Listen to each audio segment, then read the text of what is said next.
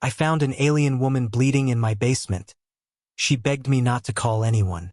The night was heavy with rain.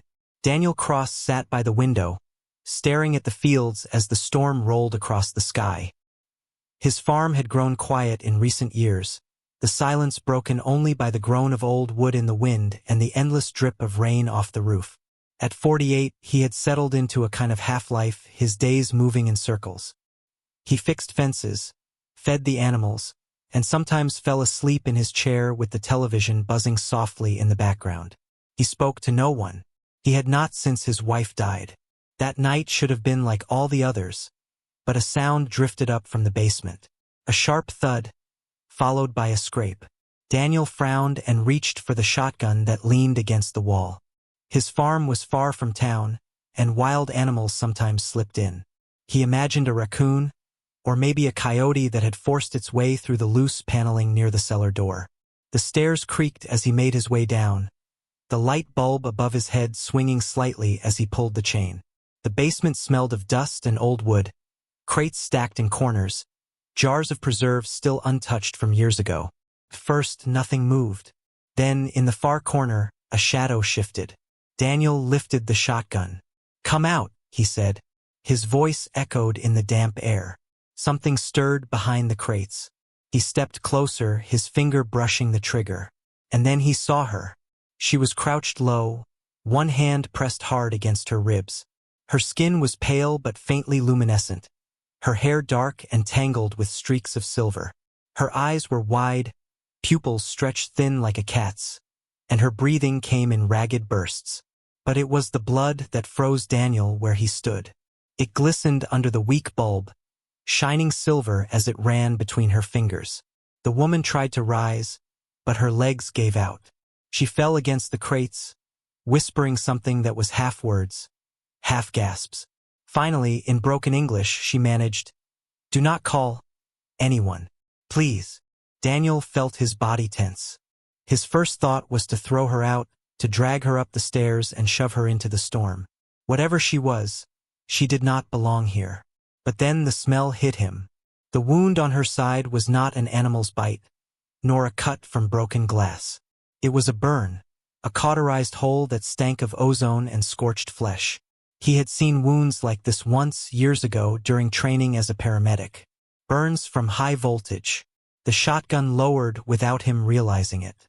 His hands moved on their own, old instincts resurfacing after years of being buried. He knelt beside her. "Stay still," he muttered. She flinched when his hand brushed her arm, but she did not pull away. Daniel set the gun aside and pulled her upright. She was lighter than he expected, though her frame was tall and strong. Step by step, he guided her upstairs, each movement sending a trail of silver blood across the wooden floor. In the kitchen, he laid her on the table. The storm outside beat against the windows, thunder rolling close. Daniel pulled out the battered medical kit he had kept since his paramedic days. Gauze, disinfectant, sutures old, but usable. He tore her shirt carefully away from the wound. The burn had cut deep, scorched through layers of flesh in a clean circle, as if something precise had fired into her. Her eyes locked on his as he worked. They were sharper now, glowing faintly in the low light. She spoke again, softer this time. "Selara. My name, Selara." Daniel did not answer. He stitched the edges of the wound with steady hands, wrapping it with gauze, ignoring the way her blood clung to his skin in shimmering streaks. When it was done, she lay still, her chest rising and falling more evenly. Only then did he sit back, breathing hard. He looked at her, at the strange mix of human and not human features. The way her face seemed almost ordinary, yet too precise, too symmetrical. He wanted to demand answers, to shout at her.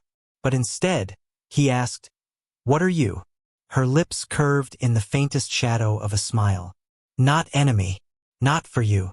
Outside, lightning split the sky.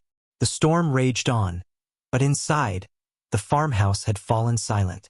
Daniel sat at the edge of the table, shotgun still nearby, staring at the alien woman bleeding silver across his kitchen.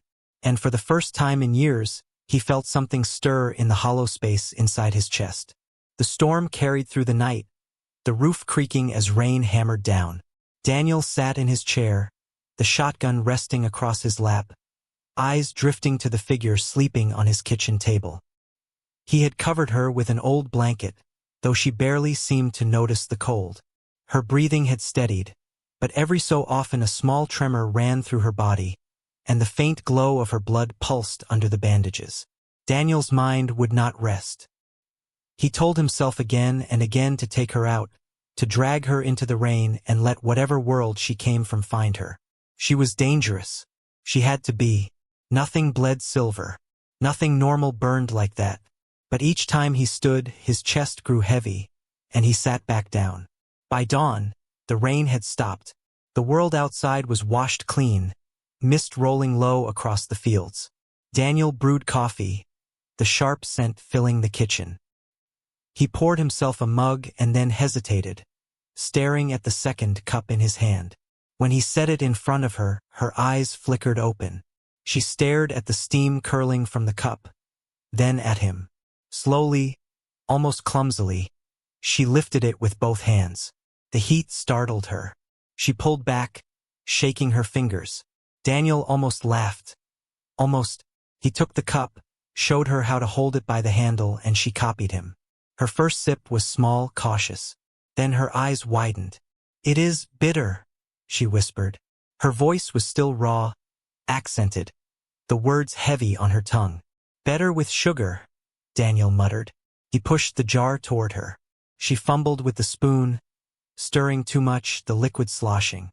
When she tasted it again, her face softened just slightly. For the first time, Daniel realized he was watching her not with suspicion, but with something else. Curiosity. He poured more coffee for himself, sat across from her, and asked, "What happened to you?" Selara looked down at her hands. The silence stretched until he thought she might not answer. Finally, she said, "Prison ship. It broke in the sky. I fell. Others too." Daniel frowned. Others. Her gaze flicked to the window, to the mist-covered fields beyond. "Not like me. Killers. Hunters. They come."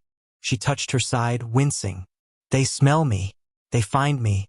And if they find you with me, they kill you too." Daniel set his cup down hard enough to make the table shake. "Then why the hell are you here?" Her eyes lifted to his, sharp despite her exhaustion. "Because I cannot die yet."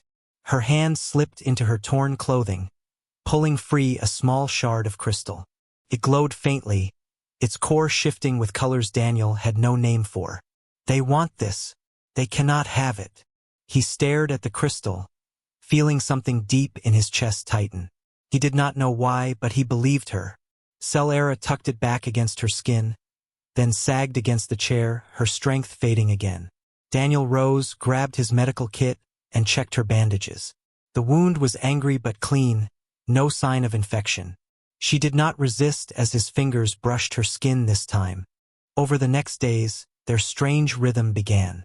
Daniel cooked simple meals, bread, eggs, stew, and Selara ate them quietly, learning how to use a fork, sometimes spilling food as though the act of eating like him was foreign. She asked about the photographs on the wall. One in particular drew her eyes, a smiling woman with long auburn hair, standing in the fields with Daniel's arm around her. "My wife," Daniel said, his voice low. "She died. Long time ago." Selara's gaze lingered on the photo. "You loved her." "Yes," Daniel answered, sharper than he meant, but she did not flinch. She only nodded, as if she understood something deeper than words could hold. At night, when he changed her bandages, she did not tense anymore. She let him work in silence, her eyes closed, her breathing slow. The silver blood no longer startled him. In some strange way, it had become normal. But the world outside did not stay silent. On the fourth morning, Daniel walked the fields and froze. Heavy prints sank deep into the mud near the barn. Not human. The tracks spread wide, clawed like something dragging weapons. He followed them only a few steps before turning back. His throat was tight. He knew what it meant. That night, the first drone came. A metallic hum drifted through the fields, a faint red glow sweeping across the dark. Daniel grabbed his old rifle, waited in the shadows, and when the machine hovered too close, he fired. The shot cracked across the night, the drone sparked, and its shell collapsed in the wet grass. Selara appeared at the doorway, pale in the moonlight. "They know now," she said. Her voice shook, though her eyes did not. "They come for me. You must run." Daniel shook his head. His grip on the rifle was steady. "I already ran once.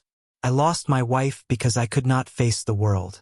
I will not lose you the same way." For the first time since she had arrived, Selara smiled. It was faint, tired, but real. The farm had become a trap, and soon the hunters would arrive. The night after the drone fell, Daniel barely slept. He sat by the window with his rifle propped against his knee, his eyes tracing every shadow in the fields. The air felt heavier, as if the land itself was holding its breath. Selara stayed below in the basement, though he could hear her pacing slowly, the wooden beams carrying every step. By morning, the tracks had multiplied. They circled the farmhouse, heavy and deliberate. Daniel knelt by one, pressing his hand into the mud beside it. The print was deep, almost twice the length of his boot, and claw marks dragged behind. These things were close.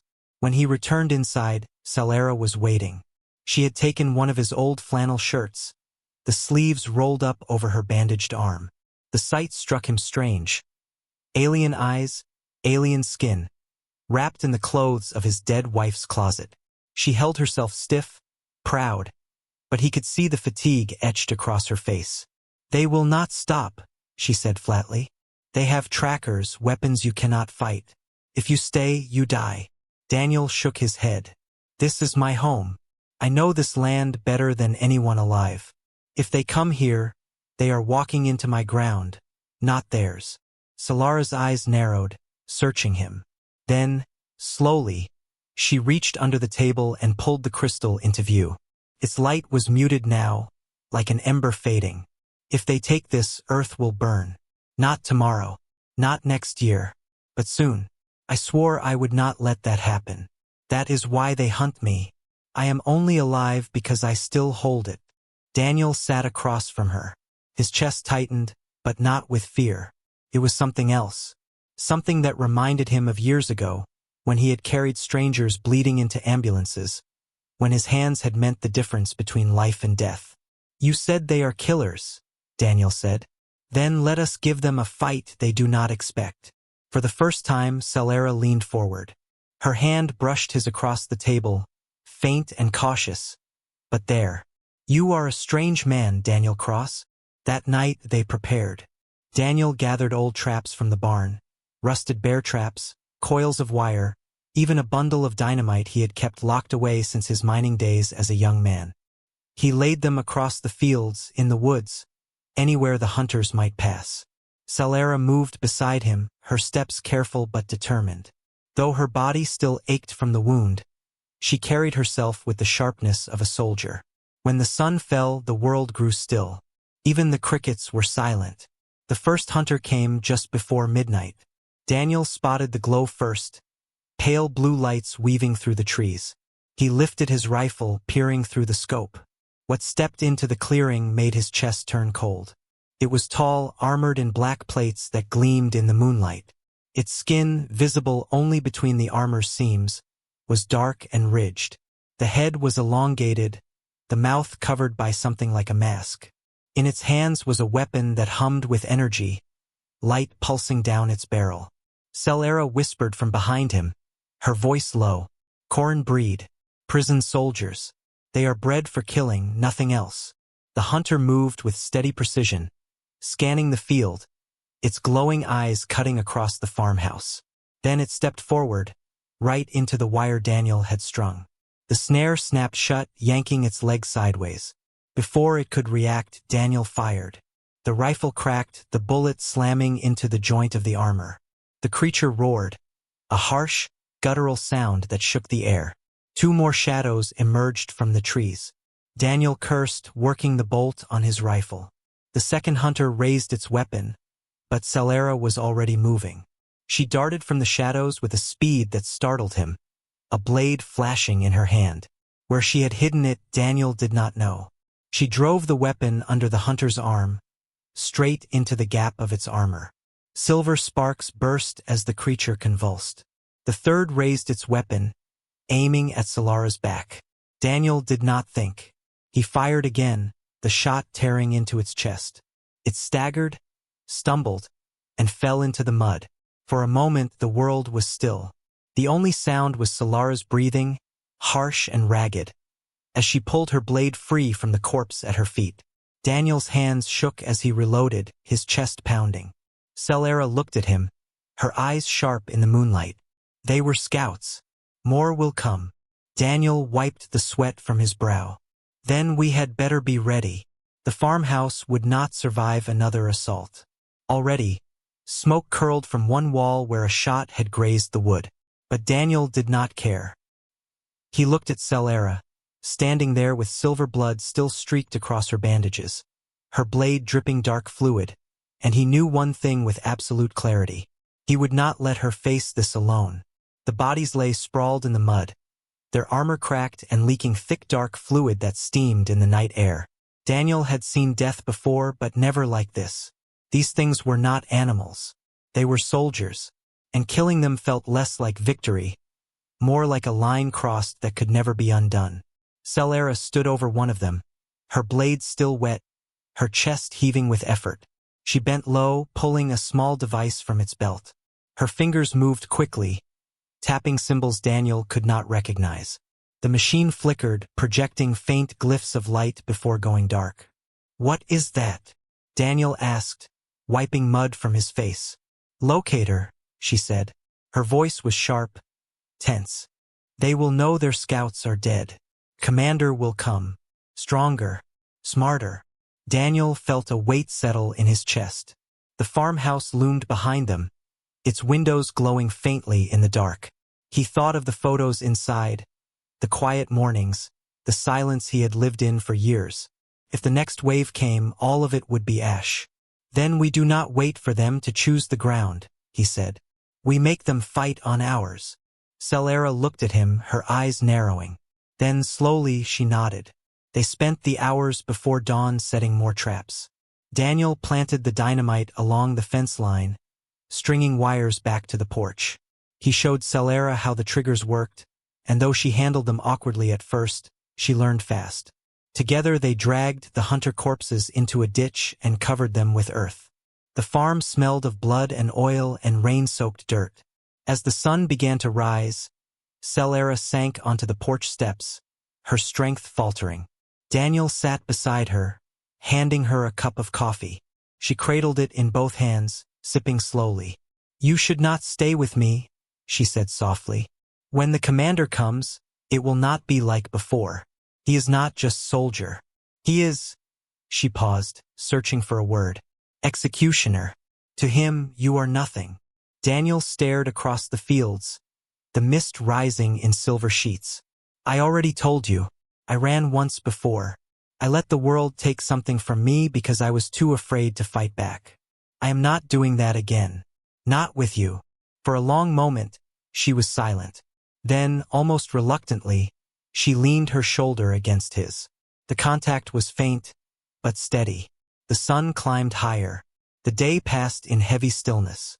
Daniel fed the animals, sharpened his knives, checked and rechecked his rifle. Selara sat with her blade across her knees, her eyes closed, conserving strength. It was near sundown when the sound came. A low hum, deeper than the scout drone. Daniel stepped onto the porch, rifle raised. The sky above the woods shimmered with faint light. Then the trees parted, and he saw them.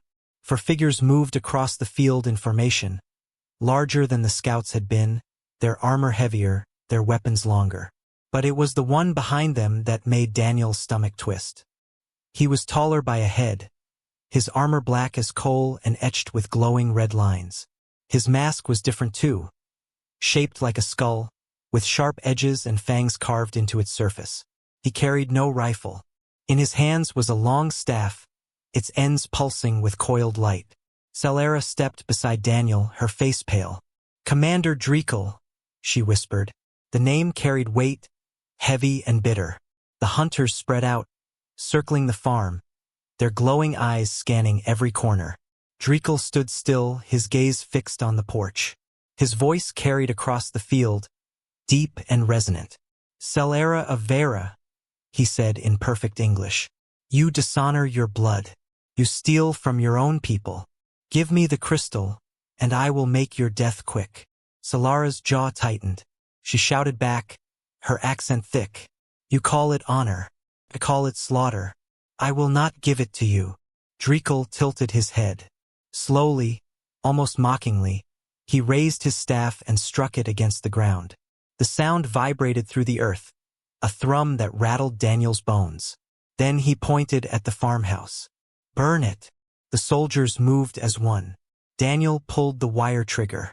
The dynamite along the fence erupted in a line of fire, dirt and shrapnel exploding into the sky. One hunter fell instantly, its armor shattered. Another staggered, smoke rising from its chest. But the other two pressed forward, their rifles blazing with searing bolts of light. Daniel fired back, dropping one, while Selara launched herself at the other. Her blade sang in the dusk, sparks flying as she drove it between armor plates. The creature fell, thrashing. But Drekel did not flinch. He strode through the smoke as if it were nothing, his staff humming with deadly light. Each step was deliberate, unstoppable. Daniel fired. The bullet struck his chest, sparking against armor. Drekel did not slow. He swung the staff in a wide arc, and a wave of energy tore across the porch. Daniel dove aside as the wood exploded behind him. Selara rushed him, her blade flashing, but Drekel caught her strike with one hand. With brutal strength, he hurled her back into the dirt. She landed hard, silver blood streaking her arm. Daniel scrambled to his feet, rifle shaking in his hands. Drekel turned toward him, the skull mask gleaming red in the firelight. "You are human," he said. His voice was calm, cold, weak, fragile. "She has poisoned you with her lies. Die quickly." Daniel's heart pounded. His hands wanted to shake, but he forced them still. He remembered the night his wife died, the helplessness, the hollow years that followed. And now, staring at this monster, he felt something ignite inside him. "I am human," Daniel said, his voice steady. "And that is enough." He pulled the trigger.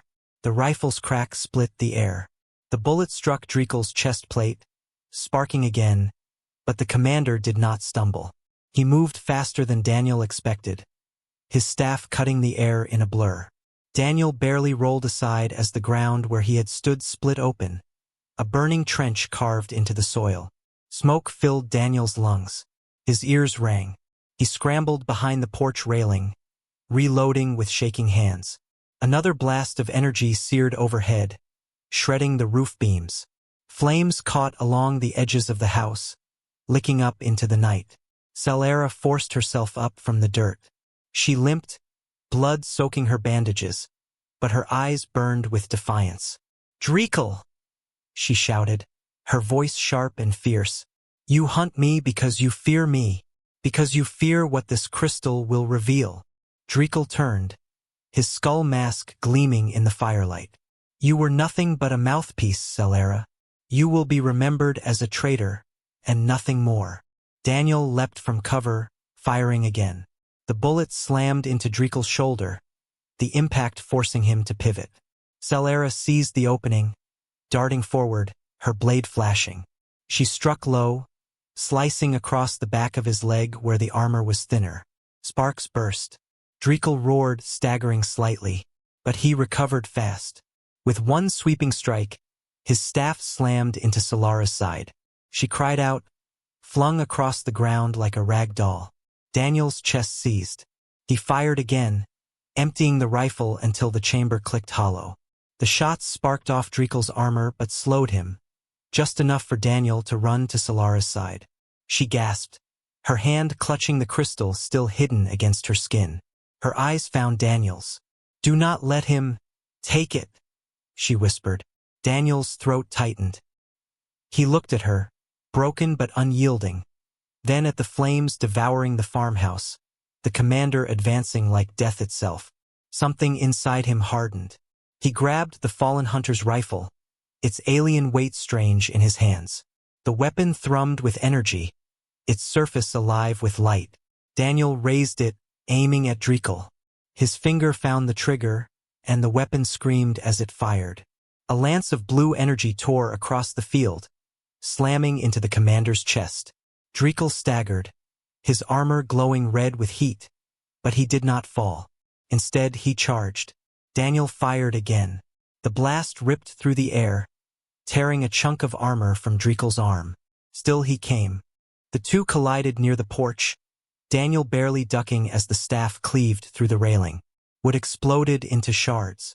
Daniel swung the alien rifle like a club, striking Drekel's mask. The commander reeled, and for the first time, Daniel saw his face beneath. It was monstrous, ridged skin, sharp teeth, eyes burning with an unnatural glow. But what chilled Daniel most was the expression. Not rage, not fear, only contempt. You think one human can defy us? Drekel growled. Daniel spat blood, gripping the rifle tighter. Not one, but this one. He fired point blank. The blast tore through the broken mask, searing into flesh. Drekel screamed, stumbling back, his staff dropping from his hands. Selara, though barely standing, forced herself forward. With the last of her strength, she drove her blade deep into his chest, right between the glowing lines of his armor. The commander convulsed, his body shuddering violently. Light spilled from the cracks in his armor, bright and blinding. Then, with a final roar, he collapsed, the ground shaking as his body hit the earth. For a moment, silence. The fire crackled. Smoke curled into the night sky. Daniel dropped the alien rifle, his chest heaving. He staggered to Selara, catching her before she fell. Her blood smeared his arms, silver streaks mixing with the soot on his skin. "You did it," he whispered. His voice broke. "We did it." Selara's eyes fluttered open. She gave the faintest smile, her hand weakly brushing his cheek. "You fight like one of us," she whispered. "No, you fight better." Daniel held her close as the farmhouse groaned, flames devouring it whole. The place he had lived in solitude for years was gone, but for the first time since his wife's death, he did not feel hollow. He felt alive. They dragged what they could from the ruins, food, water, the crystal. Before dawn, Selara used the fallen commander's communicator. She tapped commands with trembling fingers, sending a false signal. "They will believe I am dead," she said. "They will not search here again." Daniel nodded, his arm steadying her as she swayed. "Then you stay, as long as you need." The night bled into morning. Daniel sat on the porch steps of the burned-out farmhouse, rifle resting beside him. The fields stretched wide under the rising sun, golden and endless. Selara joined him, moving slowly but firmly, and sat close. Their shoulders touched, the silence between them no longer heavy but alive. Daniel breathed deep. For the first time in years, the world felt open again. He turned his head, saw Selara's tired but steady smile, and felt something stir that he thought had died long ago. The storm had come, the fire had burned, but in its ashes, something new had begun. The days after the battle passed slowly, as if the land itself was catching its breath. The farmhouse was gone, only blackened beams standing like broken teeth against the sky. But Daniel did not mourn it. The walls had been filled with ghosts. Now, in the open air, he felt something close to freedom. Selara healed slowly. Her body carried scars of wounds older than Daniel could imagine, and new ones from the commander's strike. Yet every day she walked a little farther from the campfire. She studied the rivers, the trees, the stars above. Sometimes Daniel caught her whispering words in her own tongue, songs that sounded like wind over glass. One evening, as they sat together on the rise above the field, Selara placed the crystal in Daniel's hands. Its glow was soft, pulsing gently, like the heartbeat of something alive. "This is why they hunted me," she said quietly. "It holds the memory of my people. Every law, every song, every truth that Drekel's kind tried to erase." Daniel turned the crystal, its light warming his palm. Then it is more than a weapon. It is hope. Her silver eyes lingered on him. And hope must be guarded. Not only by me, by you as well. Daniel nodded, his gaze drifting toward the horizon. For the first time in years, the future did not feel like a void. It felt like a path, stretching wide and uncertain, but worth walking. In the nights that followed, they spoke more. She told him about her homeworld, oceans that glowed with living light, mountains shaped like spires of crystal, and cities that rose like music into the sky. In return, Daniel told her about Earth. Green fields in spring, the sound of rain on tin roofs, and how his wife used to hum while baking bread. There were long silences between them, but they were no longer empty. They were filled with understanding, a quiet bond born of fire and survival. One morning, as the sun rose in a sky painted with gold, Selara stood at the edge of the field. Daniel joined her, his hands rough and scarred, hers still trembling from the long healing.